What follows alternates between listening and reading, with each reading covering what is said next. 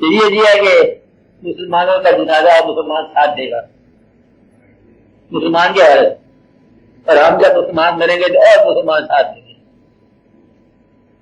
और जब हम जनाजा पढ़ेंगे तो और लोग जनाजा पढ़ेंगे। अब जनाजा पढ़ने के बाद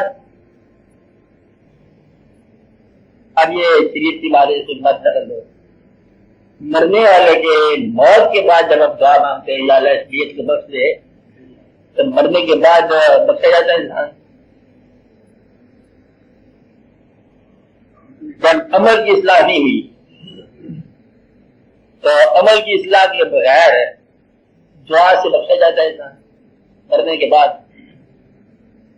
अगर तुम लोगों का यकीन नहीं है कि मौत के बाद बख्शा जा सकता है, वो आदमी जो मौत से पहले बख्शा नजर नहीं आ रहा, तो तुम्हारा जनाजा पढ़ना बेकार है। ये बात